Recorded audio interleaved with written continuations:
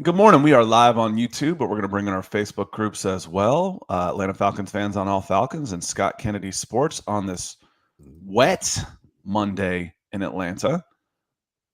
We'll get them going, get them coming in. Welcome in, everybody. This is the Falcons Podcast on a wet Monday morning here in Atlanta. I am Scott Kennedy. I'm one of your hosts. I am in Atlanta. This guy over here is Nick Kendall, as he is in Seattle. So we are coast to coast, several different time zones on your football coverage today. And we've got a jam-packed 30 minutes for you today. But first, Nick, how are you doing? I'm doing pretty well. My voice is a little bit gone because I was attending the Elite Eight, the Sweet 16 and Elite Eight this weekend. So Iowa's women were in Seattle, and tickets were not too expensive. So we went and we saw Caitlin Clark, and the hype is real, man. She scored the first triple-double with the player scoring at least 30 points in tournament history. I don't think it's ever been done in the men or the women's tournament. She scored 40 points. So it was pretty incredible. Iowa going to the Final Four. What a journey. Well, good for you. I'm glad you had a good time. We spent a lot of time on the road. Birmingham for a soccer game Saturday morning, Nashville for a soccer game Sunday morning, and then came home. So that's about a 700-mile triangle. And we're back. But it was a couple of wins, good times, and get to come back and talk some football with some folks. Some of the three main topics I want to try to get into, I put in the title, but, just in case.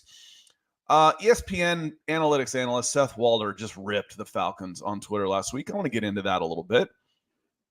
And I want to talk about the DraftKings over-under on Falcons wins. And I want to finish with a quick mock draft for the Atlanta Falcons. So let's get into it. The chat is hopping already this morning. They are ready to go.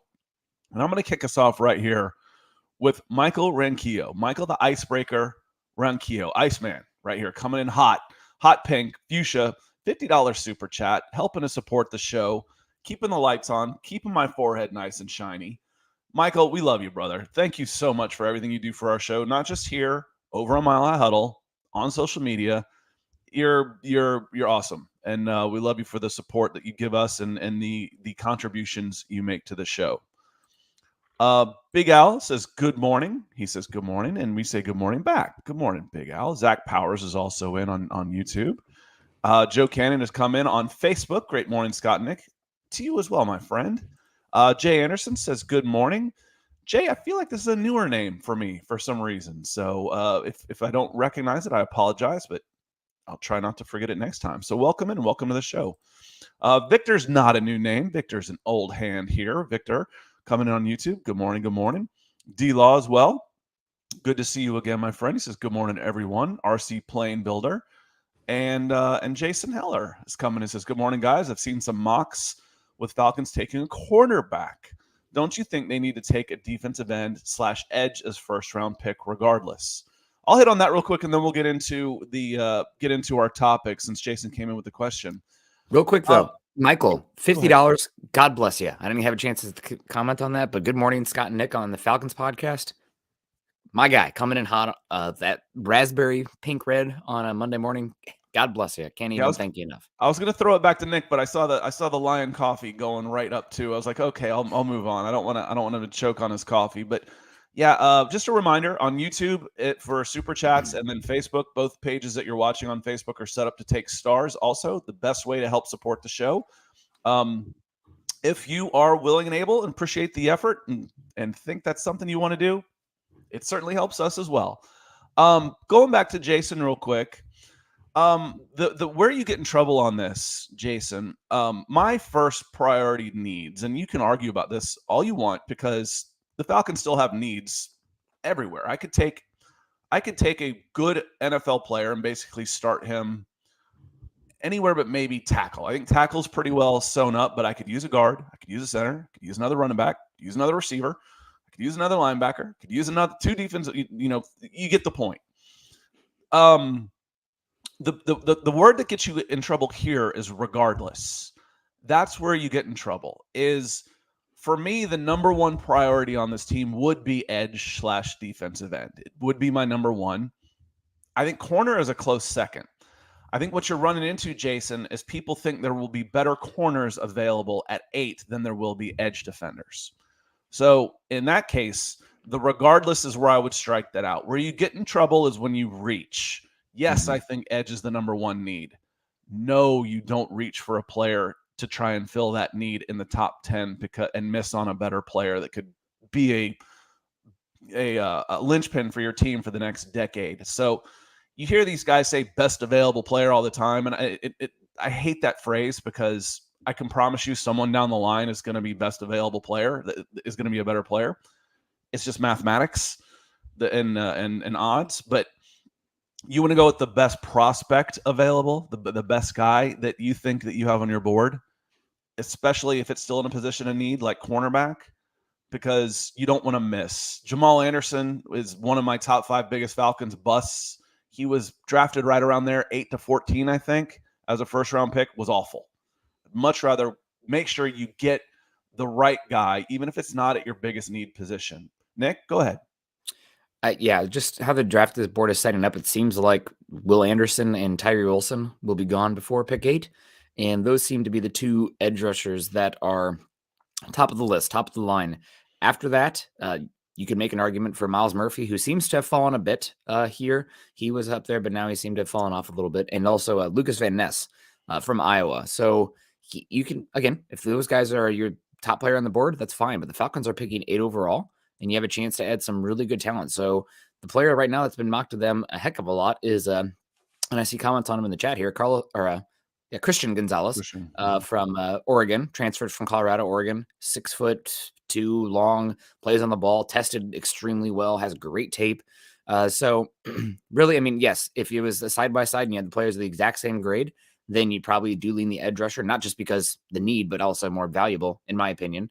But I don't know if that's going to be the case for the Falcons. If they have a cornerback graded higher, take the cornerback. It's still extremely highly valuable position. You're going to have to pay AJ Terrell here pretty soon. So you're going to keep the room still relatively cheap. After you pay him, then you'll have the other guy on the other side of the ball on the rookie contract. And having 2 very good cornerbacks is one of the, I would say, bigger benefits of team building in the NFL. If you can create a bottleneck with 2 top 15, top 20 cornerbacks on the same team, it makes it pretty damn hard to do things. I know the Falcons pass rush has been poor, but guess what? If you have 2 arguable number 1 cornerbacks, it's easier to blitz. It's easier to get home. You have more time. It's harder for the team to scheme guys open. So regardless, it's the big word. I agree with you. That's the big one. It's the regardless on there. No, not regardless. Don't reach. Is edge my number 1 priority for this team? Yes. Yes, it is. That doesn't mean the right guy will be there, though. Don't reach. That's when you start getting in trouble. And Jay Anderson, he says, I am new. Well, welcome in, Jay. Leon Mapstone. I feel like I'd recognize this guy. I know, right? This guy looks like a lot of fun. So welcome to the show, Leon. Appreciate you being here. And Kevin he's coming in as well. And Mark Schrader, our guy from Texas, coming in on YouTube as well. Michael Coretti over on Facebook. And Terry Ocean Boy Martin. It has been a while. So welcome in, Terry. Been a while. How you doing? We are doing good, Terry. Appreciate you being in. Roger Cook coming in on YouTube. We got lots of hellos too. So appreciate y'all coming in. So real quick, I wrote an article on Friday when it came in. Nick, you actually sent it to me. I'm going to drop it in the chat real quick. It just said, ESPN analyst Seth Walder rips the Atlanta Falcons offseason moves or transactions. And yeah, it's a little bit of a shock type of headline, but it's pretty well true. You go and check that out. You'll see it says Seth Walder is one of the heads of ESPN Analytics. So he's looking at numbers, and he has to trust the numbers that he gets or that he's coming up with or the people that he's working with are coming up with. But he says the Falcons have had a pretty rough season so far, in my opinion. They overpaid for Chris Lindstrom. They brought back McGarry despite pass pro struggles. They overpaid David Onyemata. They paid sticker price, which means fair market value, for Bates when safety market was cheap. And they're rolling with Ritter and Heineke instead of thus far trying to land Lamar Jackson. They've had a pretty rough offseason so far. Falcons fans are about as jaded as anybody on earth. Do y'all feel it's been a pretty rough offseason so far? I think for the most part, without fail, we've been pretty happy with the moves that have been made here in Atlanta, Nick. Just start with the one. Overpaid. We'll just break these down here real quick, one-on-one. Overpaid for Chris Lindstrom. What say you? He's arguably the best, not the most valuable, but the best offensive linemen in football this last season at right guard. There might be some right guards who are right up there with him. Zach Martin always deserves a shout out when you're having that conversation. But at 26 years old, he deserved to get paid. And are you letting a guy like that walk? I mean, it's for the culture, for the money that you have. You cannot let Chris Lindstrom go. It'd be so stupid. So I don't even think that they truly overpaid either. He's good and he reset the market, and that's what he was always going to do. Now, could you argue that you should never pay that much for a guard? Maybe. And if the Falcons were at a weird cap spot where they couldn't, pay him, maybe there's a conversation to be had, but not even close. You guys had plenty of cap. You have to bring him back. That one I have. And, I'm not the biggest proponent of, high resources on the interior offensive line, if possible, and just a general team building rule of thumb, but you had to pay him. There's no question about that. That one I took the most exception with. So he's phenomenal. He's the Walter Payton Man of the Year nominee. He's homegrown, meaning you drafted him. And he did I mention he was phenomenal? And here's the thing.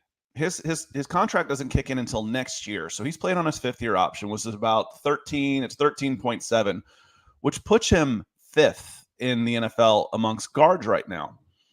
Next year, when his raise kicks in, he actually right now would be the 6th highest paid guard. Do you feel like you're overpaying if you're paying the number 6 money for this offensive guard? Do you feel like you're overpaying, or do you feel like you're getting value for Chris Lindstrom? Come on. He's the number 1 guard in the NFL, maybe the number 1 offensive lineman in the NFL. And according to PFF, he's the number 1 player in the NFL by like 2 points. Come on. The one I probably have the biggest problem with, honestly, is McGarry. Is this McGarry Dalton Reisner thing. We do Broncos. You see that the Broncos thing in the background. And ESPN Analytics, they do this thing called, win rates. And it looks like that looks like an objective measure, a win rate. Well, wins and losses, that's easy to figure out. The problem is there's somebody deciding. It's more like boxing or figure skating, where there's judges out there deciding who has wins or losses. And these guys said Dalton Reisner was a top 10 run blocking guard in the NFL last year. And Caleb McGarry was one of the worst run blocking guards in the NFL or linemen in the NFL last year. Dude, if your system is spitting out that data, that Dalton Reisner is top 10 and McGarry is one of the worst, your system is broken. It's broken. Now, I know there's facts and there's opinions. This is a fact. Just watch the damn games, man. Yeah. Dalton Reisner's been getting killed in the middle of that Broncos offense for 2 years. Top 10. And McGarry, he's got his faults. At least this time he mentions brought back McGarry despite his pass pro struggles. Okay. But this is the same system that's rating him one of the worst run blocking players in the NFL. Come on. That's bunk. And then, Nick, I still think they got him at a good price. Especially with what the tackle market is. I mean, to see what Juwan Taylor and Mike McGlinchey got paid. The Broncos, by a lot of these people, are getting killed for the Mike McGlinchey contract, but that's a completely different conversation. But I think that it was a fine deal. You're not overcommitted to him, and he fits the scheme pretty well. Seth is correct in saying that the pass reps are a question mark for him, and that was always the case. But that's why you got him significantly cheaper than most of the tackles that went off the board there. So, and he fits the scheme. I mean, how often are you going to actually have to be in those pass drop situations? I mean, eventually you want to be a team that can do that more so than they did last season. But you're not paying premium money for him at right tackle. You're paying fine, just okay money for what a second contract, former first round pick right tackle's getting. So I think that's a fine deal. Jesse Bates is a 25-year-old safety last year, played on a franchise tag at $13 million. He got 16 to change teams. That's not exactly, and, was played well, and earned it. That's not exactly, I think I put eye-watering or eye-popping number too. He was on 13 last year. He's 26 years old. You're going to get a raise to change teams. That one doesn't bother me. And you notice the thing about this, you never once said that these guys weren't any good. Just that they overpaid. Well, guess what? The Atlanta Falcons still have the 8th most salary cap available. What's the problem again, Nick? Oh, the problem is we've been saying that they should go after Lamar Jackson, and so far we can't tell that they have or haven't, that they're not making a move.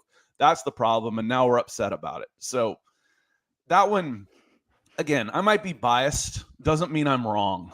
I'm not wrong about this. Now, that said, moving forward towards DraftKings, what I'm not wrong about is on paper, these moves have been good. If your biggest problem is that they overspent a little bit, they still have a ton of money. Who cares? It doesn't matter if they overpaid a little bit. And I'd argue that they probably didn't for the most part, especially when you look at what they can do on the offensive line next year with Jake Matthews' contract dropping $10 million off, and Chris Lindstrom's raise hasn't even kicked in yet. They're going to be cap neutral next year when Lindstrom's raise kicks in because of what happens with Matthews' contract. Okay, they've done a good job on paper. Now, DraftKings set the over-under last year at 4.5 wins, which I actually thought was pretty aggressive. I think I had them maybe 2-15 last season. Because of Eli Wilkinson at left guard playing so well, and because of Kayla McGarry taking a huge step up last year and Taquan Graham taking a huge step up last year, they helped fix some of the biggest problems I thought in the team last year were in the trenches. Not fix, but improve some of the biggest problems. They went from where I thought they were going to get 2 wins to where they earned 7. DraftKings this year has them at 7.5. So have they improved? Or if you're looking at what DraftKings says, if I'm now looking at Seth, well, Seth says these moves haven't done him any good. DraftKings were saying they haven't really been doing him any good either. If you want to take a look where the money is, which is still about perception. And where do you think the perception on this team is lacking, Nick? It's quarterback. I mean, not to crap on Desmond Ridder. It seems like I'm a hater because I'm always like, well, he's unproven. He is unproven. You had some good flashes last season, but maybe this is me being bitten by Drew Lock went 3-1 down the stretch or whatever the heck it was with the Broncos and looked okay. There's hope for him. Well, he was a 2nd-round pick and things kind of fell apart, and it was pretty obvious pretty quickly that he wasn't the guy. Not saying that Desmond Ridder can't be the guy, but he's a complete highly relative unknown right now. You just don't know exactly what you're going to get, and you added Taylor Heineke there. I don't think he raises the floor of the room some, but he doesn't like add to the win total. He adds to the win total if you lose Desmond Ridder for stretches of the game. So I think the biggest thing is just there's not trust in Desmond Ridder, and honestly, to push back a little bit, why would there be? We just don't know yet. This season's going to be a big evaluation year for him. He could end up being the next Dak Prescott, going 3rd, 4th round. Could be very good. Smart player and also seems like a great hardworking dude as well. But until we know more about Desmond Ridder, I think this 6.5 to 8.5 win range is probably where a lot of people are going to peg the Falcons. Yeah, I'm okay with that. I'm more okay with the 7.5 win total than I am about Walder complaining about the moves they made. On paper, these have been good moves. They have been. Now, was their roster so bad that saying, okay, on paper, we think from 4 wins to 7.5 wins is fair? Okay. Yeah, probably. That said, I think that the system, the culture, I think Arthur Smith and his staff are good. Got a new defensive coordinator coming in. I think Dean Peace did a remarkable job with the complete lack of talent they had out there last year not complete, but there's probably 7 guys that are backup level at best that were regularly playing on the defense last year, starters. So I think 7.5, I'm okay with that. I'd take the over right now. I really would. But you're right, because Desmond Ridder, when the preseason starting quarterback rankings come out, there's going to be a 3 in front of Desmond Ridder's name, and it's not going to be number 3. It's going to be 30, 31, or 32 when he comes out. And it's up to him, and it's up to the Falcons. It's not where you start. It's where you finish. And frankly, these things don't matter anyway. A 32nd ranking for Desmond Ridder is not going to win him a game or lose him a game. It's going to be how he ends up taking advantage of his opportunity and playing. But until he does, that's the big question mark on this team. I'm okay with that. I am. I'm better off with the 7.5. Okay. I think they'll be better than the 7 they had last year, but I think it's fair. I do. And it's really about where the money is. So let me jump back into the chat real quick. before we hop into and do a speed mock draft. We're going to go through and hit it real quick, and we'll make some comments, but we'll try and do it in about 10 minutes. But Terry says, I like the moves outside of the loss of Isaiah Oliver, and they replace him with Mike Hughes. We'll see how that goes. And Mike may stay on the outside, and then you slide Hayward into a nickel. That's possible. That's a pretty good fivesome in the back with Richie Grant and Jesse Bates in there too. And T says the media is mad at the Falcons for rejecting Lamar. Yeah, and maybe they haven't. Maybe they don't. Maybe they did try and go after him. I don't know, but I don't want to tie my team to one player right now. There's too many holes. Like I said, it's like, oh, they overpaid for this guy. They overpaid for this guy. They overpaid for this guy. You know why you can do that? Because you got about $8 million in your quarterback room right now. Mm-hmm. You couldn't even sign any of those guys if you had $50 million still in there. Zach says Lindstrom is good, but Trent Williams is number one OL by far. And we're talking value, guard versus tackle. As far as what each of them does, they're both really good. It's one of those that I wouldn't argue with you. If I think guard is a better tackle than Trent is a. I think Lindstrom is a better guard than Trent as a tackle or whatever. I wouldn't argue with that. He's really good. They're both really good. Chandler Bryce says, morning, guys. Another wet, nasty Monday, but Gonzalez only had 4 picks in his college career. I think he's a bust. We have to go D-line or trade back. I'm okay going D-line or trading back, assuming the price is right. But you don't throw at college corners. I think interceptions really is more of a safety type of stat. And I watch for, how many yards were completed against that person as opposed to interceptions. Who's the kid in Dallas that gets a ton of interceptions but gives up 4,000 yards? Diggs. Trevon Diggs. Yeah. That to me is a better metric, Nick, than the interceptions. I don't want, especially in college. I promise you, there's nobody on the other side in college that's as good as Gonzalez at Oregon. I'm throwing at that guy. Yeah. I mean, the other thing about Gonzalez is that he started his career at Colorado, and that was obviously a dumpster fire for a long time. Sorry, any Buffs fans out there, but before Dion, that was a joke of a program. And then he transferred to Oregon, and I think he had 3 interceptions this past year at a more competent team surrounded by more talent and on both sides of the ball. So I wouldn't, I don't know. I don't think I'd look too much into that personally, but who knows? We'll see how it plays out. That's something that on tape, it looks like he can find the ball pretty well. Looking at him make plays on the ball. So I think that interceptions is probably a little bit more fluky. I'd be looking at pass deflections in there as well. And I think he was okay in that regard. But if that's how you want to dichotomize him, that's fine. We'll see how it plays out. Anonymous reviewer coming in green with a super chat. Thank you, sir. That definitely feels like a new name. So appreciate you coming in. But Connor Orr's Sports Illustrated power rankings put the Falcons at 22. With our strength of schedule, that would put the Atlanta Falcons at 12-5. Yeah, you never know. If you can be the best team in your division, you can get 6 wins. Right there. If they can take care of business. Now, that's not going to happen. I don't remember the last time somebody ran the division. It's very rare. Brady might have done it with his big season in Tampa, but I doubt it. But even 4-2 would be really good. And then you got 11 games left. You go 500 in there. You're sitting at 10-7. I think 10-7 right now is kind of a mark for me. And if the Falcons win 7 games again, there's going to be some job changes. It might not cost Arthur Smith his job, but you'll be looking for a new quarterback. I have a feeling. You may decide that some of the older veterans are finished and make a change. You may move on, but there's going to be there's been big changes and additions. There's going to be some big changes again if there's only 7 wins on this team. That I promise you. And thanks for coming in green, my friend. It's a huge help to the show. Yeah, it really is. Thank you so much. We appreciate it and supporting the show. I mean, can't thank you enough. Yep. So we got about 6 minutes or so. Let's burn through this thing and let's get a mock draft in since we promised we were going to do it. We're going to go over to PFF here.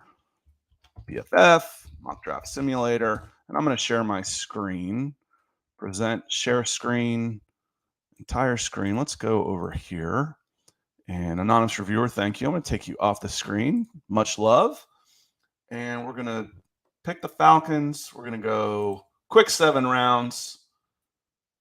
We're going to increase positional value, and we are going to zoom in a little bit. And we are going to zoom in again. And we're going to start it So right off the bat, Christian Gonzalez goes at 6. Jalen Carter's gone at 5. Will Anderson. You know who is sitting there for us, though, that is still on the board, Nick?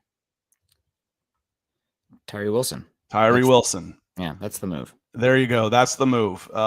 He's a highly ranked edge.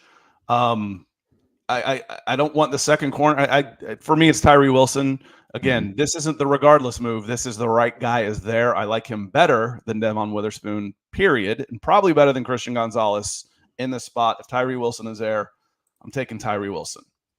Yeah, so, absolutely. Good pick. He's going to add massive size to you guys. I don't think he's an absolutely elite pass rusher, but he's a physical freak athlete there who is going to help you. You can play, 4-2-5, 4-1-6 defense on the outside, and you're going to be able to set the edge there with the best of them because he is a strength and elite length monster.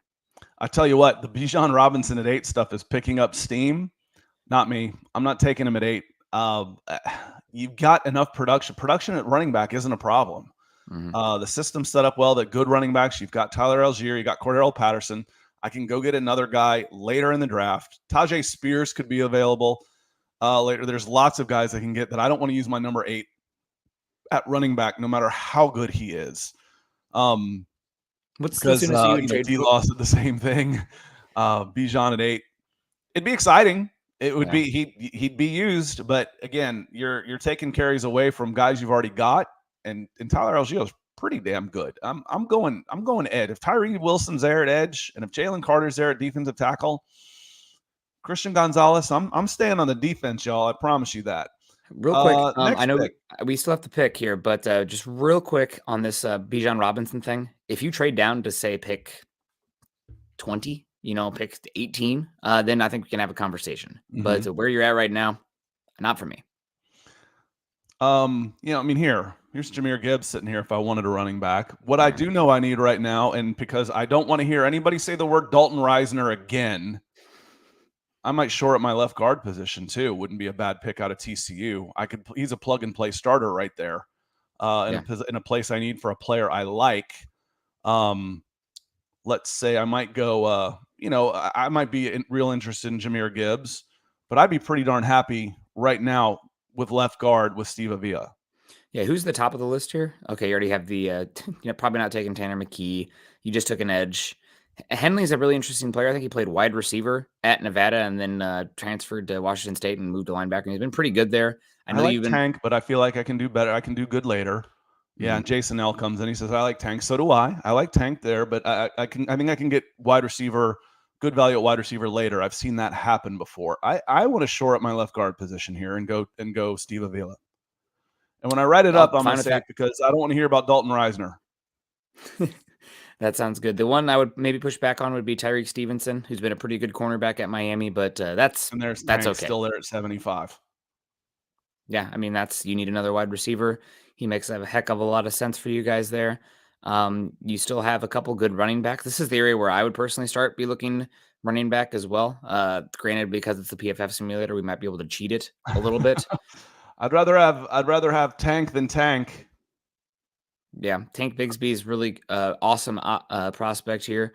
Dwayne McBride, if you're looking for he fumbled the ball a heck of a lot, but I mean, he runs so tough. You look at the basketball court that that they're bringing out there, including Matt Collins, who they just signed at 6'4", 220 pounds.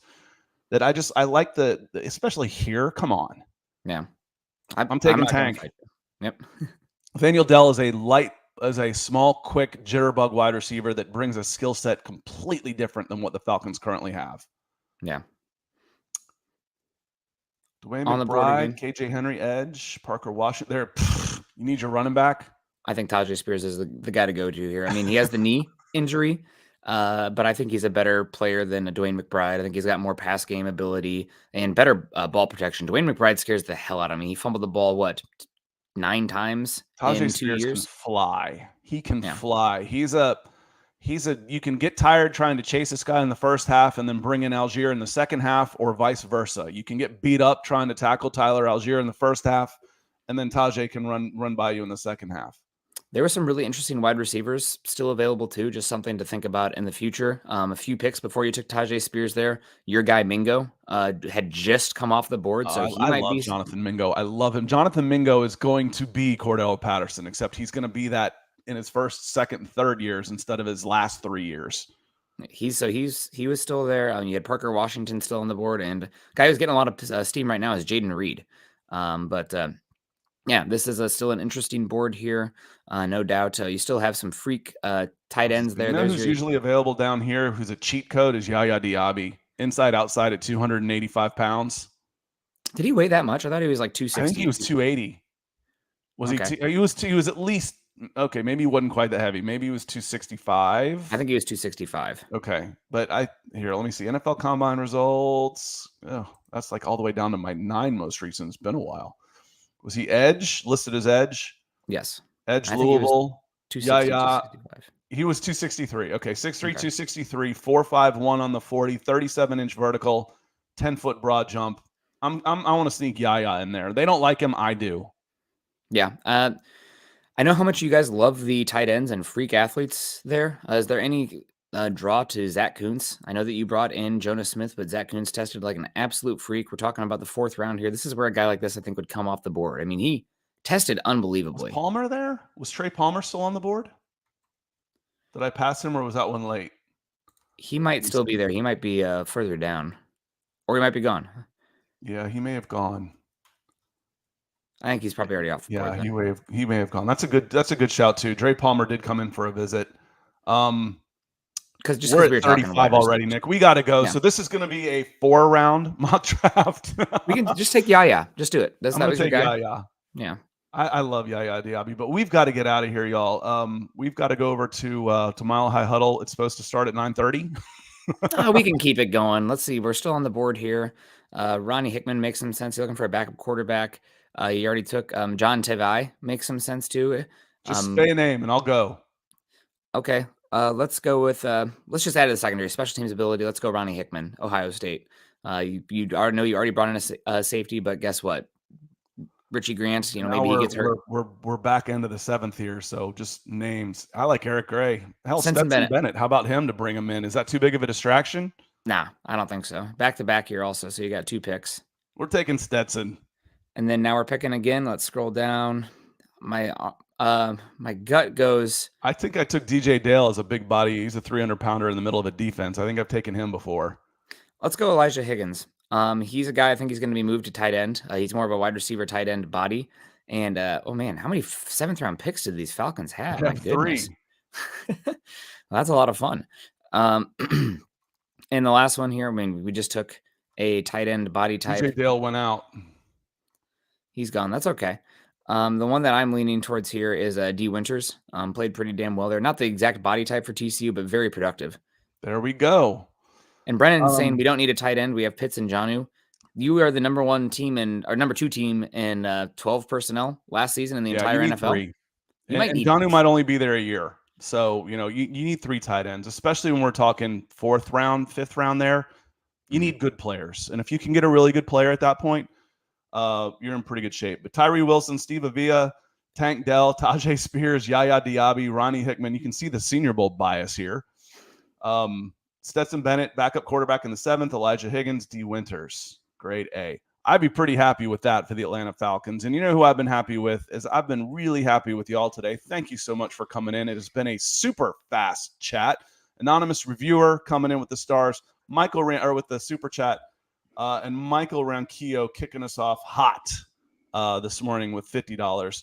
Thank you so much, y'all. Listen, we'll be back. We're heading over to Mile High Huddle to keep the party going if you want to join us over there right now. And otherwise, we'll be back here at 9 o'clock on Wednesday for Coast to Coast football. We'll be talking some more Falcons, Broncos, Bears, Texans, you name it. We'll be talking all of it. We're getting into the draft, reviewing free agency, all of those things. Thank you so much for being here. Until next time, we'll see you Wednesday. Peace.